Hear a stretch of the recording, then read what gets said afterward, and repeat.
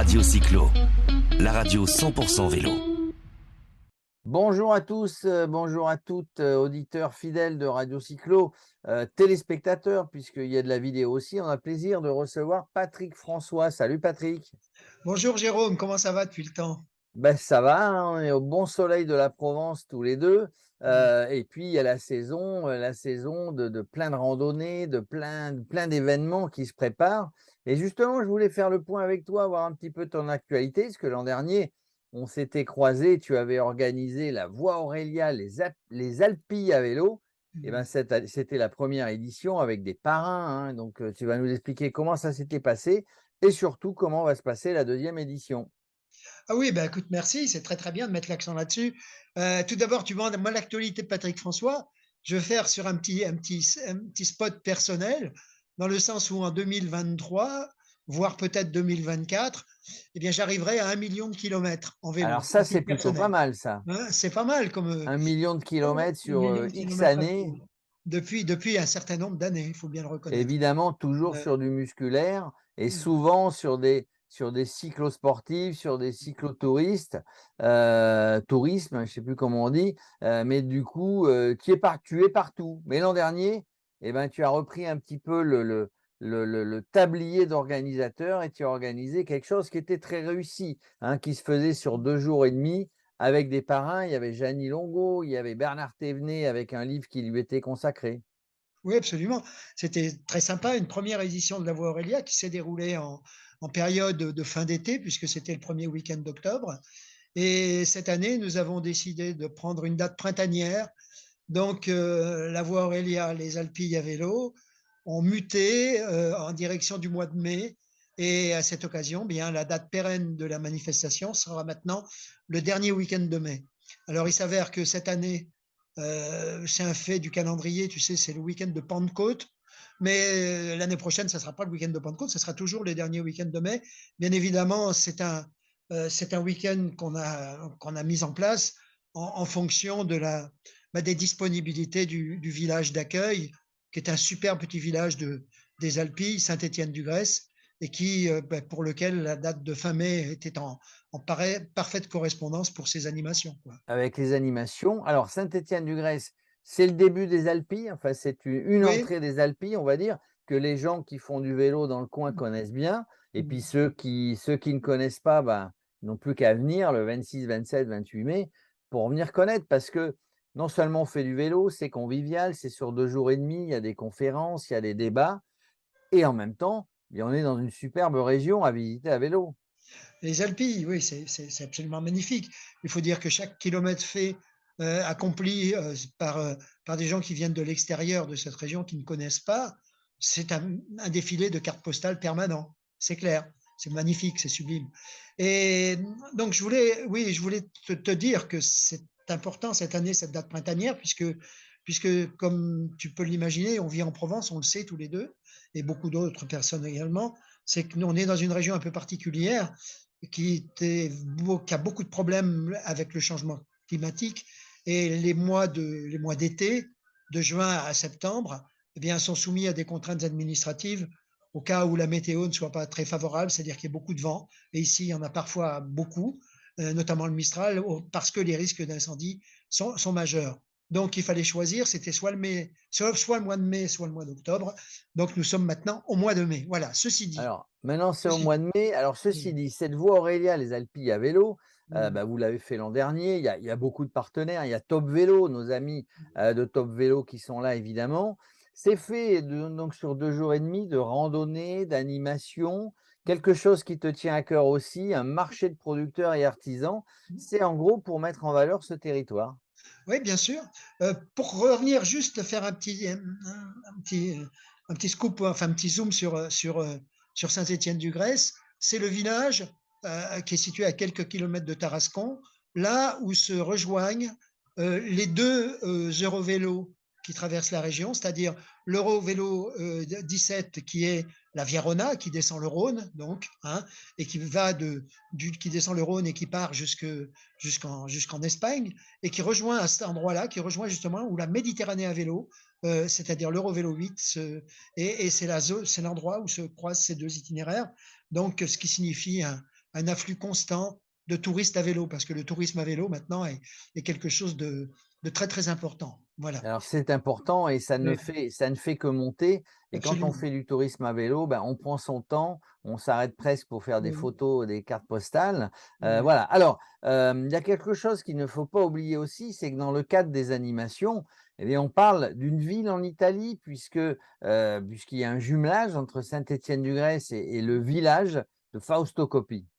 Oui, l'an passé, à l'occasion de la première édition de la Voie Aurélia, donc, Jean Mangion, le maire de Saint-Étienne-du-Grèce et qui est également le président du parc naturel régional des Alpilles, a signé un protocole de jumelage avec Sergio Valenzona, qui est le maire de Castellania Copi. Castellania, c'est un petit village qui est situé dans le sud du Piémont, un village absolument magnifique, qui est le village natal du campionissimo Fausto Coppi et de son frère Cerce, et là où il est effectivement inhumé, où il y a son mausolée, bien évidemment.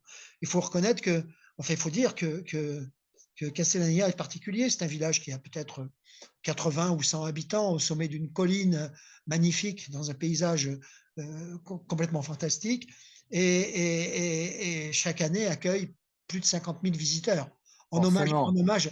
en hommage à Fausto Coppi. C'est quelque chose de complètement incroyable. Hein. Forcément, on vient Oui, voir d'où était le grand champion, oui. et où il est enterré, tu l'as dit. Une légende, hein, C'est un mausolée. Hein, c'est un un mausolée. mausolée, Mm. une légende Fausto Coppi. D'ailleurs, tiens, juste une petite parenthèse, pas cette année, l'année prochaine, le Tour de France 2024 partira de Florence, Firenze en Italie, va passer 3 jours en Italie et il y aura, 3 journées, on va dire 3 étapes dédiées avec des passages, sur les villages ou les villes de 3 grands champions.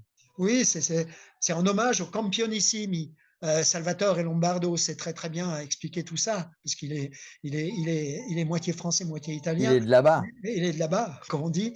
Et donc la première étape sera dédiée à Gino Bartali, la seconde à Marco Pantani, Marco Pantani. et la troisième à Fausto Coppi, avec un passage justement à Castellani Coppi, ou très très proche.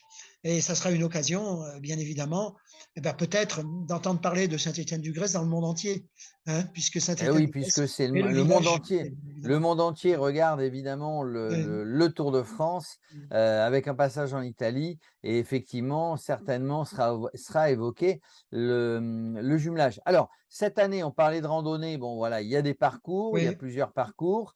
Et puis les animations, il y oui, a donc la première journée ou le vendredi de mémoire, il y a des débats. Tout le monde j'ai bien vu qu'il n'y avait pas de censure, il n'y avait pas de tabou, tout le monde a pu parler, tout le monde a pu poser des questions à monsieur le maire, à toi, à des gens des collectivités territoriales, de la région, du département.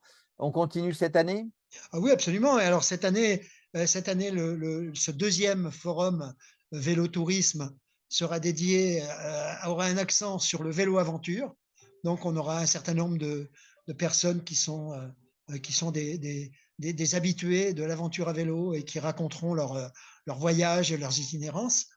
Et on pense avoir la présence, bien, effectivement, de personnes connues, d'anciens champions. Bien, Janie, effectivement, la marraine Gianni incontournable la de ce marraine qui vélo. reviendra Oui. évidemment. Et puis, tout récemment, Richard Virenque, qui est de la région, bien sûr, comme tu le sais.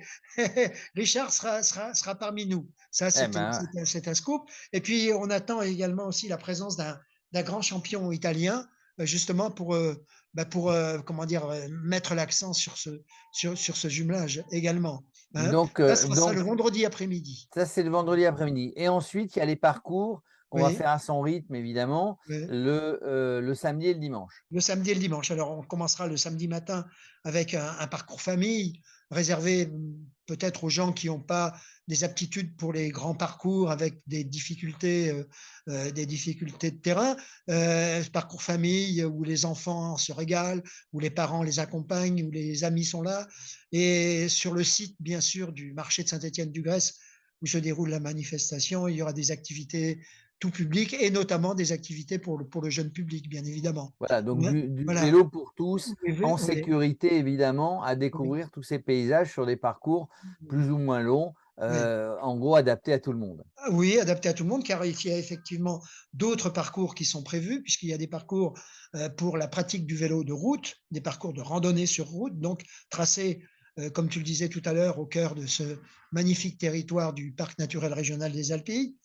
Et il y a des parcours qui sont tracés pour du gravel, pour de la pratique de gravel et VTT. Nous acceptons les VTT, bien évidemment, hein, puisqu'il y a quand même beaucoup de personnes qui pratiquent le vélo sur piste, enfin sur piste en pleine nature, avec des VTT. Et tout le monde n'est pas encore à la mode du gravel, mais bref, toujours est-il que le gravel et le VTT utiliseront ces parcours-là. Ça se Voilà. rejoint à un moment donné Oui, sur les et parcours. il y aura un parcours spécifique également et des animations, comme tu l'avais vu l'année dernière, autour du vélo vintage, c'est-à-dire du vélo d'époque, parce que on a avec nous un groupe de fans inconditionnels du vintage qui d'ailleurs procure et développe une animation incroyable Ah, sur toute la avec évidemment, ils Oui, sortent les vélos du musée évidemment, parce qu'il y a un oui, musée évidemment dans le secteur. oui, Ils sont habillés comme les coureurs du Tour de France 1920.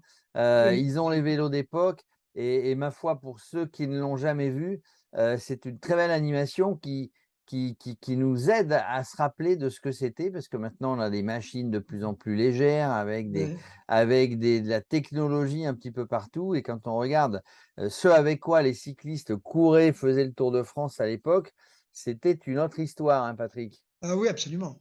Alors justement, terminons le petit volet italien là-dessus, puisque à cette occasion, la voie Aurelia,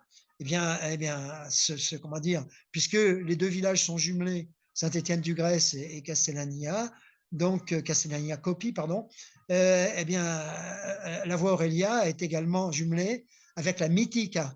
Et la Mythica est une épreuve par contre, elle, 100% vélo d'époque, 100% vintage, qui se déroule un mois plus tard, qui se déroule le 25 juin à Castellania Copie, justement. Donc, à ce propos, les personnes inscrites les pratiquants inscrits sur la voie Aurelia bénéficient de ce fait d'une réduction intéressante sur leur tarif d'inscription pour la Mythica. Et inversement, c'est-à-dire que les cyclistes italiens, qu'on en verra quelques-uns, Qui veulent viennent venir sur la voie Aurélia vont bénéficier de la tarification. absolument à tarif réduit, bien sûr. Bon, bah ça, c'est une bonne. On a pris note de tout ça, évidemment, on en reparlera. Et ensuite, voilà, je voulais, dans ton J'espère que actualité, Radio Cyclo sera bien présent ces 3 jours. Hein. j'espère, hein, c'est à Pentecôte, il faut regarder qui sera là, mais il y aura quelqu'un de toute manière qui sera Ouais. là, évidemment. Si c'est pas moi, ça sera quelqu'un d'autre. On est en train de mettre en place les calendriers, c'est important Ouais, bah, parce qu'il y a tas de choses qui se mettent en place. Il y a toujours priorité aux fidèles qui nous ont toujours accompagnés, qui nous ont toujours accueillis. Alors, je voulais parler aussi d'actualité pour toi, de Green Cycling, hein, puisque ah Green oui. Cycling, c'est toi qui l'as créé. C'est toi qui continues de le porter avec beaucoup d'autres, évidemment. Où est-ce qu'on en est de Green Cycling? Ah bah, Green Cycling, comme tu le sais, est une association qui a pignon sur rue, qui est devenue un véritable label du vélo propre, du vélo sûr, du vélo sain et du vélo pour tous. À l'origine, Green Cycling, c'était les pratiquants de cyclosportifs s'en souviennent bien, c'était le programme EcoCyclo, qui était un programme avec lequel on a parcouru le monde sur toutes les cyclosportifs du monde sur les 5 continents d'ailleurs. On avait des équipes un peu partout. Hein, Et donc, la base, c'est respectons la planète, y mais compris en faisant du vélo, absolument, hein. à titre on peut dire de découvreur, parce qu'à l'époque, les questions et les valeurs environnementales n'étaient pas légion dans le monde du vélo. Depuis la mode, pas la mode, mais du moins les bonnes consciences ont rattrapé le temps perdu et effectivement, les grandes épreuves et les épreuves professionnelles, entre autres, puisqu'on parlait du Tour de France, s'y sont mises un peu plus tardivement, mais s'y sont mises aussi. Alors Oui, nous, alors c'était aussi donner des idées. On vous donne des idées, Green Cycling, qu'on soit sur des compètes pro, qu'on soit sur des randonnées absolument, de absolument. tous les jours, pour Oui. respecter la nature, hein. Oui. Alors, à ce propos, tu te souviens bien, je pense que tu l'avais marqué quelque part, me semble-t-il, Green Cycling a eu l'honneur de recevoir un diplôme de la part du Comité international olympique, ce qui est un fait assez rare qu'il faut souligner, puisque peu d'organisations ou de groupes Ou d'associations sportives, oui. constitués d'associations françaises ont reçu ce diplôme de félicitations de la part du Et comité et je ne parle pas du comité national olympique, du comité international olympique. et je sais que tu en es fier. Absolument, Et absolument. donc ça continue, Euh, bah, la saison recommence, bah, oui, vous mettez, bah, un petit peu, oui, alors les là, petits consignes on et continue. vous rencontrez les organisateurs, vous Oui. rencontrez qui veut bien vous rencontrer et vous Oui. les sensibilisez. On poursuit nos activités, bien sûr, dans le monde du vélo, de masse et du vélo pour tous, bien sûr, en mettant comment dire, en mettant l'accent sur les valeurs environnementales, mais pas que. C'est-à-dire que maintenant, comme un de nos piliers également, c'est le vélo sûr. Et la sécurité à vélo, maintenant, est un des grands sujets. Les collectivités, le monde des médias se sont emparés de ce sujet, puisque effectivement l'accidentologie est devenue très importante, puisque de plus en plus de pratiquants vélo sous toutes ses formes, s'entend bien, arrivent maintenant à être eux aussi victimes d'accidents. Il y a une quantité de décès qui est beaucoup plus importante qu'elle ne l'était il y a encore quelques années. Il y a une véritable prise de conscience qui s'est mise en place. Et nous travaillons à l'heure actuelle avec un certain nombre de collectifs et de responsables sur ce vélo, sur la sécurité à vélo. Sur la Et sécurité, hein, nous sommes en train de mettre en place un programme dont on va dévoiler les contenus très très bientôt, qui s'appelle Sécurité oblige. sécurité Et, oblige dans le ouais, cadre de Green Cycling, hein, on est bien d'accord. absolument, c'est un label Green Cycling. Et Sécurité oblige va consister à mettre en place des parcours sécurisés en zone rurale ou périurbaine ou semi-urbaine à l'attention des cyclistes qui veulent pratiquer le vélo en toute sécurité, que ce soit au titre de pratiquants sportifs, de pratiquants ou Ou de de, pratiquants loisirs. ou de Hein. vélo taf Voilà, aussi, puisqu'il voilà. y a de plus en plus de gens. Oui, Alors ça, c'est une bonne idée, hein, on en oui, reparlera, on fera un focus là-dessus parce qu'on sait que oui. il y a des gens qui ne veulent pas faire du vélo, qui ne veulent pas que leurs enfants fassent du vélo, uniquement pour des questions de sécurité. Et c'est bien. Alors la sécurité, bon voilà, elle a été identifiée évidemment, c'est mise en place petit à petit, mais c'est bien que du coup, Green Cycling, tu as raison de nous en parler, arrive sur un volet sécurité évidemment. Voilà. Bien, écoute, c'est l'actualité de Green Cycling également. Tu vois que effectivement, on chôme pas. Hein. Bah, on chôme Il pas, on n'y a chôme aucune jamais, hein. raison. La retraite, c'est pas pour nous, hein, à On 65 est ans, hein. toujours tous autant passionnés par le vélo sous toutes ses formes et pour toutes et tous. Et j'espère qu'on aura l'occasion de se croiser à plusieurs Ben, reprises. évidemment, sur des tas d'événements, Ouais. puisque tu es aussi bien sur des événements que tu organises que sur des événements sur des événements, pardon, qui se déroulent. On a toujours plaisir à te rencontrer et d'écouter ton avis d'expert depuis le temps que tu es là. Je rappelle 1 million de kilomètres, hein, tu l'as dit tout à l'heure. En tout cas, merci Patrick François. Bah, écoute, prochaine occasion, on se croise et on reparle vélo, évidemment. Ouais, bien, quand tu veux, Jérôme. L'actualité va nous rattraper et on aura l'occasion de parler très prochainement. En Merci tout cas, pour toi. merci. À très Merci à toi bientôt. et merci à Radio Cyclo. Merci. Bye. Bye. Radio Cyclo, la radio 100% vélo.